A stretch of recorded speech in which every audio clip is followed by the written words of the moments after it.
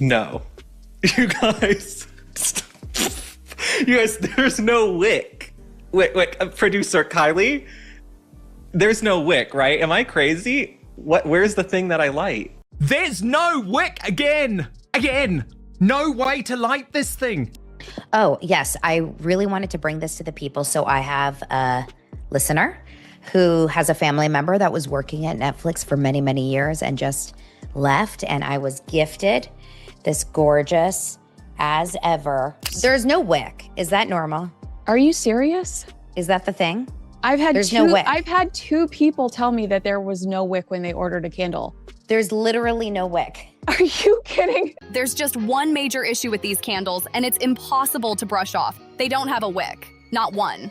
This isn't some quirky design choice, and it's definitely not a rare factory slip-up either. It keeps happening again and again. Customers across the country are opening their high-priced candles only to realize they can't even light them. Imagine paying premium prices for something that doesn't even work. When buyers reach out to customer service asking for refunds or replacements, they're met with silence. No reply, no explanation, just radio silence. And now this situation has exploded into the latest controversy tied to Meghan Markle's lifestyle brand. This time, though, it's not just awkward headlines. There could be serious consumer complaints attached to this mess. The deeper you dig, the stranger it feels. It all started when a few customers posted online saying their candles showed up without wicks. At first, people shrugged it off. Some thought it was a prank. Others figured it had to be a one-time production error. But then more posts popped up, and then more after that. Before long, it was obvious this wasn't isolated at all. Multiple buyers were reporting the exact same issue. This isn't about one defective candle slipping past quality control. It looks like a repeating problem affecting real customers who spent real money.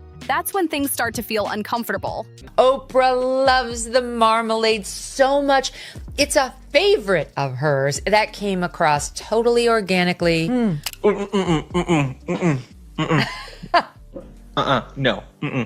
Oh no. I literally feel my throat closing. Oh my God. Orange marmalade. Oh no. Tastes like crap. I actually feel sick. When Meghan, the Duchess of Sussex, purchased a candle from a person he dislikes and received a candle without a wick in it. You had one job. Put the wick in the candle. We're not selling candles at Walmart. This is a luxury lifestyle brand. And here's the detail that really makes people pause. Printed clearly on the bottom of the candle is the instruction. Always trim wick to 1/4 inch. That line matters. It confirms these candles are meant to have wicks. They're not designed for decorative use or special warmers. They're supposed to be lit. So when buyers open the box and find smooth wax with no wick in sight, the question becomes impossible to ignore. These are regular candles, the kind you're supposed to light with a match or a lighter. Simple, right? Except when you open the box, there's nothing there to light. Some customers say their candle showed up with a perfectly clean hole running down the center, like a wick was supposed to be inserted but never actually added. Just an empty tunnel disappearing into the wax. Others say theirs came completely solid. No hole, no wick. Just a hard block of wax sitting in a glass jar. And remember, these aren't bargain bin candles you grab without thinking. These are marketed as luxury pieces, premium, elevated, the kind of item you're meant to proudly display on your coffee table. That's why this hits differently. It's not just a small defect. It clashes hard with the image being sold. Now let's talk about the price, because that's where things really start to sting. Each candle sells for $64. Yes, high-end candles are a real thing. There's a market for upscale home fragrance, no question. But when someone pays $64 for one single candle, Meghan Markle always says she's known as the smart one and that her whole identity is wrapped up in being smart. We're still waiting to see that. Where's that smart identity? Like, was it smart to leave the royal family to go sell jams, jellies, dog biscuits, and wickless candles? Like, you could be royalty, right? There's nothing to light on the candle. This is like Meghan Markle's career. Failure to launch. Oh my God. Wait, I literally, this is not a joke. I ordered Meghan Markle's candle. There's nothing to light. I literally want a refund. Meghan Markle, send me a frickin' refund. So I paid, how much did I pay for this? expectations rise. People expect careful production. They expect attention to detail. They expect it to actually function. What they don't expect is a candle that can't even be lit. For that price, buyers could pick up multiple well-made candles from major home stores that burn evenly and smell great. They could grab a trusted brand name candle that fills an entire room with fragrance and still have cash left over. Instead, many customers say they ended up with something that doesn't even serve its basic purpose. People trusted the Meghan Markle brand, they believed the polished marketing, they expected something refined and worth the premium cost. What they received left many asking the same uncomfortable question: how does this pass quality control? So what are buyers actually left holding? In some cases, a very expensive decorative object that doesn't function as advertised. And then there's the scent. The fragrance is marketed as California Poppy, blended with a few other notes. Sounds beautiful on paper. But here's what raised eyebrows. California poppies are known for having a very faint natural scent. People who actually live around these flowers have pointed that out. The flower chosen as the signature inspiration doesn't have a strong fragrance in real life. That means even if the candle had included a wick, customers might still be burning $64 worth of wax based on a flower that barely gives off a smell naturally. That detail alone sparked plenty of online debate. This candle, right? This as ever scented candle. And we're in the United Kingdom, so it didn't arrive until after to the United Kingdom. And I saw this and I thought, enjoy. Well, of course I'm not going to enjoy. This is terrible, Alan. And I wasn't even going to mention it because it's like I don't want people to think that I'm putting money into her pockets and all of that. But of course I was intrigued to look at the candle and look at the box. And I know full well what happened with Link Lauren, my friend Link, when he received his as ever order. Of course, I assumed I'd sorted it out. So you are not going to believe what happened when I opened the box, when I got back. There's no wick again. No way to light this thing. Seriously, look. But the bigger concern isn't just about fragrance, it's about how the situation was handled once customers realized something was wrong. Buyers did what anyone would do. They contacted customer service, they submitted forms through the official website, they requested replacements, they asked for refunds, they followed the instructions step by step. And according to multiple reports, the responses were minimal. Some customers say they received automated replies that didn't directly address the issue.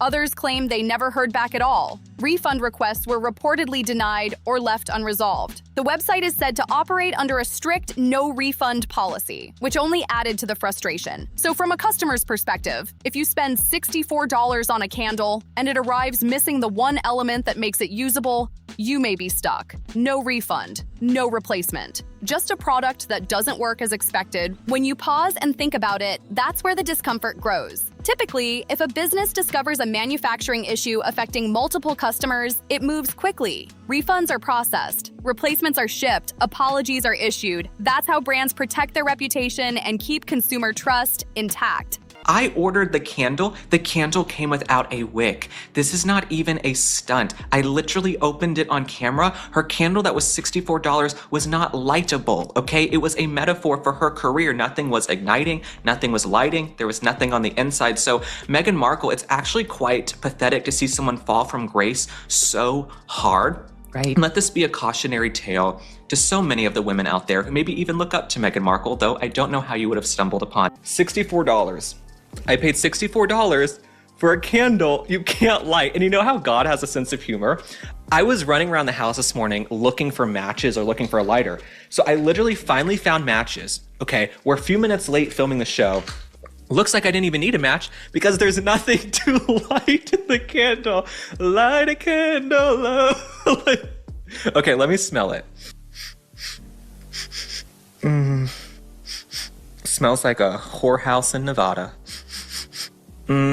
It smells no different than a Yankee candle you could get at CVS. Instead, some buyers say they're left with non-functional candles and very limited communication. One customer even documented their entire attempt to resolve the issue. They went through the official website, selected the option indicating the item arrived damaged, clearly explained the missing wick problem, and submitted all required details. The response they received was a basic form asking for their order number. After that, nothing helpful followed. No real update, no clear solution. And when you're charging luxury prices, customer service isn't a bonus feature. It's the bare minimum. Ignoring legitimate complaints doesn't just frustrate buyers, it chips away at trust. And once that trust cracks, it's hard to repair. Now here's a detail that really shifts the mood. A story recently surfaced about a Netflix employee who was leaving the company. As part of their exit, they were reportedly handed a trash bag filled with leftover promotional items, random swag, unwanted merchandise. It's not my favorite scent. It's a very feminine scent. I will tell you, it is actually very, very feminine. It's supposed to be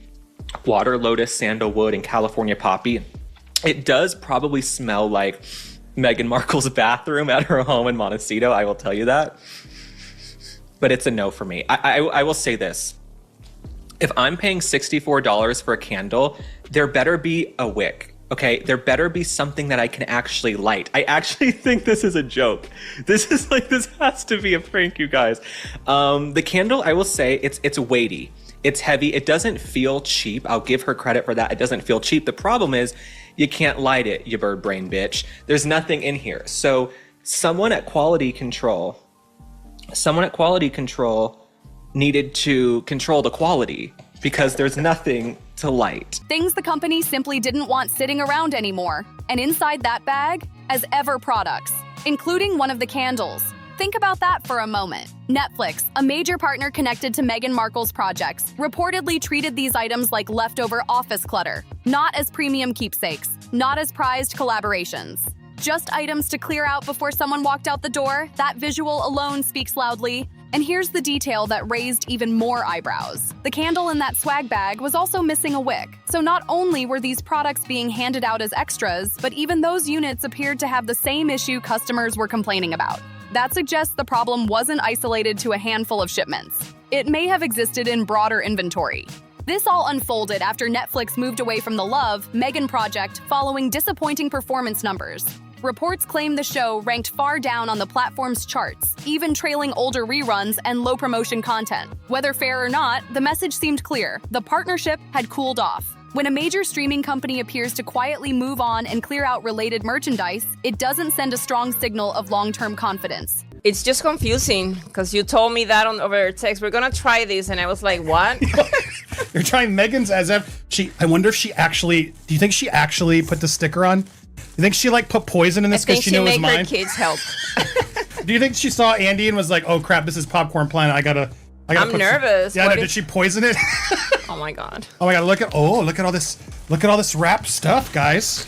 Now here's where the situation becomes harder to ignore. Meghan Markle has publicly described herself as someone deeply involved in her brand. She's said she pays close attention to details. She's framed herself as hands-on, carefully overseeing what goes out under her name. She once described having a very sharp eye for detail. So how are candles repeatedly shipping without wicks? Not once, not twice, but across different customers and different orders. That raises uncomfortable questions. Either she isn't closely involved in quality control, which would contradict the image of being hands-on, or she is involved and this major oversight slipped through anyway. Neither explanation is flattering. This isn't a complex product. It's a candle. Wax, fragrance, container. Wick, 4 essential components. And somehow, in multiple cases, one of those essentials appears to be missing. That points to either a serious breakdown in production that wasn't caught before shipping, or a deeper quality control failure that wasn't addressed in time. Some critics have suggested the issue may have been known internally before customers started speaking up. That claim hasn't been confirmed, but it's part of the conversation now. And once speculation like that starts circulating, it's difficult to contain. So what happens next when a company sells high-priced products that customers claim are defective and refund requests go unresolved? There are several possible outcomes. First, regulatory complaints. Agencies like the Federal Trade Commission review reports related to unfair or deceptive business practices. If consumers believe a product was misrepresented or not delivered as advertised, formal complaints can be filed. If enough accumulate, it can draw attention. Second, there's the possibility of group legal action. All right, well, that's fancy. She took the strawberry jam already out so she could do the test, but this is how it comes. I'm doing a fair unboxing. We're gonna be fair, Meghan. This is the raspberry spread. Okay, look at that. And then we got over here, as you're seeing, I'm opening. We got the kind of annoying, but yeah, there we go. This is the protection. This is the apricot spread or the orange marmalade, like Paddington likes. And then I got a special. You ready for this special? Yeah. You know what I got? When multiple customers experience the same issue with the same product, class-based legal cases sometimes follow. These situations are evaluated on evidence and documentation. Third, there's reputational impact. Consumer advocacy groups and review platforms can amplify patterns of complaints quickly. Once a narrative forms online, it spreads fast. And in the luxury market especially, reputation is everything. While the BBB doesn't carry legal authority, a surge of complaints can wreck a company's rating and create a public record that sticks around for years. That kind of trail follows a brand everywhere. And this is where the bigger picture starts to come into focus. This isn't just about one flawed product or a handful of frustrated buyers. It's about how a company reacts when something goes wrong. Or in this case, how it appears not to react at all. When customers spend premium money, they expect premium accountability. That means admitting mistakes, correcting problems, and treating buyers with respect. What people say they're seeing feels like the opposite. Silence instead of solutions. Automated responses instead of real support. A rigid policy instead of common sense. And people are paying attention. The online conversation has shifted. It's no longer just about missing wicks. It's about trust. Once customers start wondering whether a brand truly stands behind its products, that doubt spreads fast. Word travels quickly when people feel ignored. And luxury branding is built on perception. It's not just about what's inside the box. It's about how customers feel before they click buy, when they open the package, and after they reach out for help. Right now, critics say that experience looks shaky at every stage. From products arriving in questionable condition to customer service appearing distant, the cracks are getting harder to overlook. The pricing adds another layer of pressure. When you charge high-end prices, your room for error shrinks. Customers become far less forgiving. A mistake that might slide at a lower price point can turn into a major issue when someone believes they paid for excellence and received carelessness instead. It also brings up operational questions. Who oversees production? Who signs off on shipments? Who handles customer support decisions? These aren't minor details. They're the foundation of any consumer-facing business. If those systems aren't solid, branding alone won't carry the weight forever. And this brand isn't operating quietly in the background. It's connected to a very public figure. That means every misstep is magnified. Every complaint carries more visibility. When a name drives sales, that name becomes inseparable from the product. If confidence in that name starts to slip, sales often follow. We've seen similar arcs before. Big launches, major hype, polished marketing. But if the groundwork isn't firm, momentum fades. Once the spotlight dims, what remains is the product itself. And if the product doesn't deliver, storytelling can't cover that gap. Customers aren't asking for anything extreme. They want candles that function. They want refunds when items arrive defective. They want acknowledgement when they raise concerns. That's basic consumer expectation. Instead, some say they're facing frustration and prolonged silence. And frustration can escalate. It can turn into formal complaints. It can lead to charge disputes. It can invite legal scrutiny. Once those doors open, the costs rise quickly. This situation might have been contained early. A recall, a public statement, a temporary refund adjustment. Any proactive step could have slowed the fallout, but ignoring concerns allows them to grow. And now it's becoming less of a customer service issue and more of a credibility issue. Credibility is hard to rebuild once shaken. As more buyers share their experiences, pressure builds. Regulators monitor complaint patterns. Attorneys track numbers. Consumers watch how companies act when they believe attention has shifted elsewhere. Beyond federal oversight, there's also state-level consumer protection law. Many states have strict rules around defective goods and refund policies. Depending on where transactions occurred, multiple jurisdictions could become relevant. Then there's chargebacks. When customers dispute charges with their credit card companies over defective merchandise, the business doesn't just lose the sale. It often absorbs additional fees. If disputes increase beyond acceptable thresholds, payment processors can intervene. In extreme cases, they can suspend the ability to process online payments. For a direct-to-consumer brand, that's a serious risk. The exposure here isn't just theoretical. It's operational, reputational, and financial all at once. It's real and it's serious. This goes way beyond awkward headlines or a rough news cycle. Situations like this can create long-term financial damage if they're not handled properly. And yet, despite everything happening right now, reports suggest Meghan Markle is planning to expand the As Ever brand into the UK market. Yes, that same brand currently facing complaints about non-functional candles. The same brand accused of denying refunds on defective items. The same brand whose merchandise was reportedly treated as leftover promotional stock by a major streaming partner. That brand is now said to be looking at the United Kingdom as its next move. According to reports, Meghan believes she can capture a meaningful share of the UK jam and lifestyle market. The thinking appears to be that once British consumers are introduced to the products, they'll respond positively and embrace the brand. But many critics say that confidence feels disconnected from reality. Public sentiment toward Meghan in the UK has been mixed for years, and her approval numbers there are widely reported to be lower than in the United States. Expanding into a market where public perception is already complicated adds risk, not stability. And beyond popularity, there's the legal environment to think about. The UK has stricter consumer protection standards in several areas. Refund rights are clearly defined. Enforcement can move quickly. If products were sold with defects and refunds were refused, the consequences could escalate faster than they might elsewhere. That's not speculation. That's simply how the regulatory structure operates. Then there's competition. The UK market is already crowded with established lifestyle brands that have loyal followings and consistent product quality. High-growth products associated with King Charles, for example, carry a strong heritage identity and long-standing reputation. Competing in that space requires more than name recognition. It demands trust, reliability, and products that perform as promised. Trying to scale into a new country while facing unresolved quality concerns at home doesn't reduce pressure. It multiplies it. Expansion magnifies weaknesses. It doesn't hide them. So where does that leave us ever? The wickless candle controversy isn't happening in isolation. It follows earlier issues, including reports of canceled orders after rapid sellouts, ongoing quality complaints across different items, and the quiet end of a streaming partnership that many believed would elevate the brand's visibility. When viewed separately, each issue might look manageable, but together they begin to form a pattern. And patterns matter. Regulators look for patterns. Attorneys look for patterns. Consumers definitely look for patterns. Once buyers start noticing repeated concerns across products and responses, confidence erodes.